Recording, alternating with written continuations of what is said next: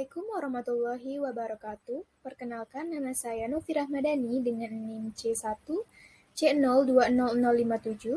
Pada video kali ini, saya akan membahas tentang skala pengukuran dan pengukuran variabel untuk memenuhi tugas mata kuliah metodologi penelitian dengan dosen pengampu Bapak Dr. Wirmi Eka Putra, SE, MSI.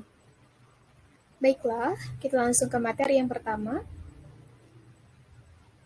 yaitu adalah mengenai pengukuran variabel. Nah, pengukuran variabel ini adalah suatu proses untuk menentukan jumlah atau intensitas informasi mengenai orang, peristiwa, gagasan, dan atau objek tertentu, serta hubungannya dengan masalah ataupun peluang bisnis. Nah, pengertian lain bahwa variabel ini adalah sesuatu yang digunakan sebagai ciri, sifat, atau ukuran yang dimiliki ataupun didapatkan oleh satuan penelitian tentang suatu konsep tertentu. Nah, yang selanjutnya yaitu adalah proses pengukuran. Ini terdapat menjadi dua, yaitu yang pertama pembentukan atau construct development. Ini merupakan suatu definisi yang menyatakan secara jelas dan akurat mengenai bagaimana suatu konsep atau konstruk tersebut diukur. Pengukuran ini dengan melihat dimensi perilaku, aspek, ataupun karakteristik yang ditunjukkan oleh suatu konsep. Dan yang kedua yaitu adalah skala pengukuran atau measurement scale.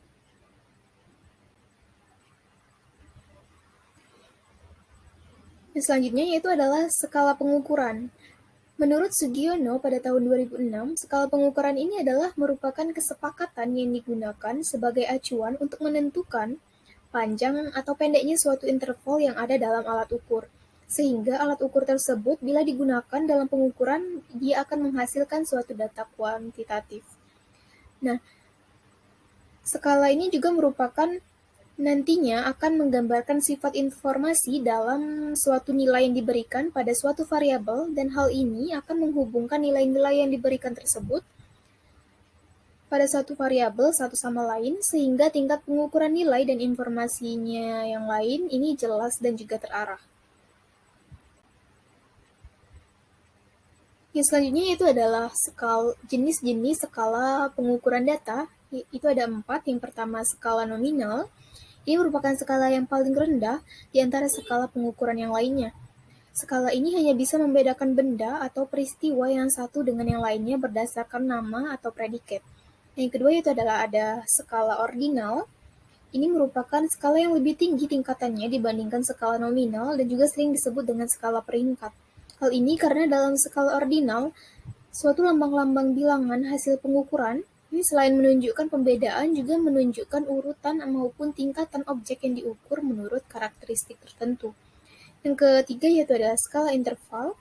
Ini mempunyai karakteristik seperti yang dimiliki oleh skala nominal dan ordinal dan ditambahkan dengan karakteristik yang lain, yaitu berupa adanya interval yang tetap.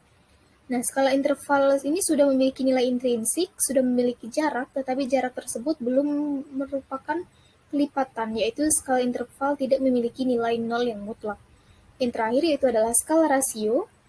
Ini merupakan skala data dengan kualitas yang paling tinggi dibandingkan skala yang lainnya. Pada skala tersebut terdapat semua karakteristik yang terdapat dalam skala nominal, ordinal, dan interval, ditambah juga dengan sifat adanya nilai nol yang bersifat mutlak.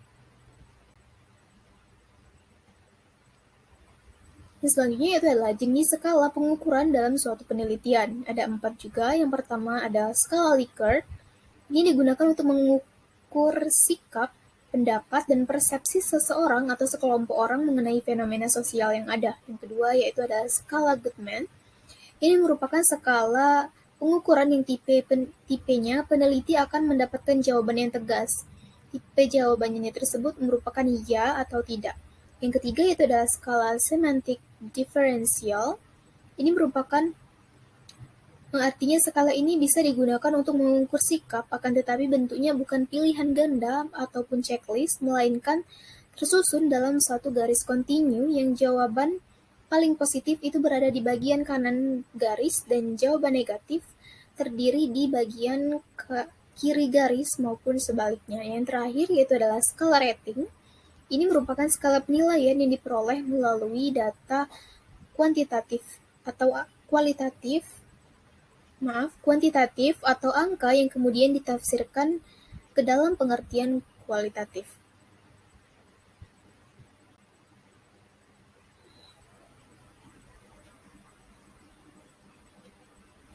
Yang selanjutnya yaitu adalah uji validitas dan uji reliabilitas. Validitas ini atau kesahihan ini adalah suatu indeks yang menunjukkan suatu alat ukur tersebut ini benar-benar mengukur apa yang diukur. Validitas ini juga menyangkut akurasi suatu instrumen.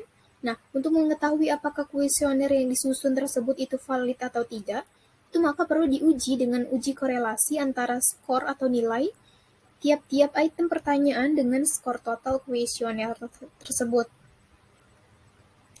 Nah, adapun teknik korelasi yang biasa dipakai ini adalah teknik korelasi produk, momen, dan untuk mengetahui apakah nilai korelasi tiap-tiap pertanyaan itu signifikan, itu maka dapat dilihat pada tabel nilai produk momen ataupun penggunaan SPSS untuk mengujinya. Yang selanjutnya dan yang terakhir yaitu adalah reliabilitas.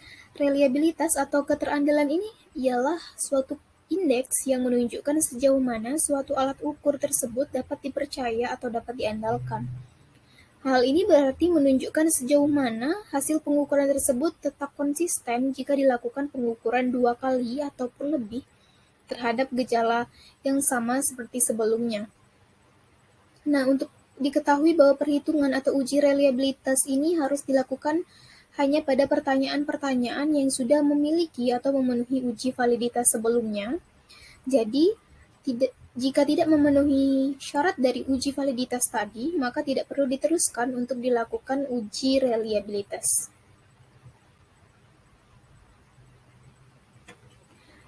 Baiklah, sekian materi dari saya mengenai skala pengukuran dan pengukuran variabel. Mohon maaf jika ada kekurangan dalam penjelasan materi tersebut.